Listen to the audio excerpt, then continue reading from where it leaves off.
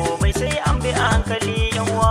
Yan nazari taka a hankali, duniyar ga da fadi komai sai ka yi a hankali dan uwa. Ga yan nazari yaro nagari, yayo nazari, duniyar ga mu bi ta a hankali yan uwa. Farko zan yo salama ga masoyana, wasu sun sani wasu na ta jin wake na. Yan nazari kurbi wanne sunana, rarrafe kun yara ku sani kuma sai da a hankali. Yan nazari taka a hankali, duniyar ga da fadi komai sai ka yi a hankali dan uwa. Godiya zan yo a gurin Allah sarkina, mai dare da rana Allah shi yayi ummina.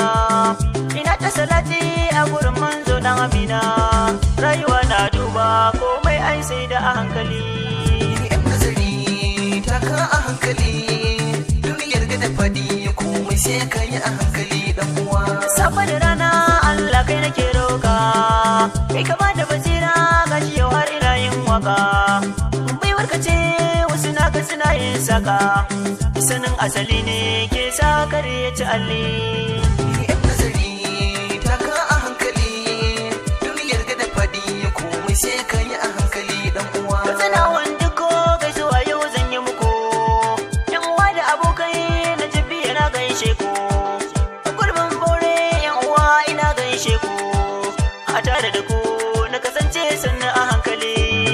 Yan nazari taka a hankali, duniyar ga da fadi komai sai ka yi a hankali dan uwa. Da can a baya ban sanya zan yi na waka, sai na fara tunani waka za ta zama wasiƙa. Dare da rana wani aikinsa shi ne saka, yau da jin wake na wasu sun ce in zo mali. Yan nazari taka a hankali, duniyar ga da fadi komai sai ka yi a hankali dan uwa. Aisha auta mata wakar da nan ya baya, hakan kauna ba mai so ya zama maraya.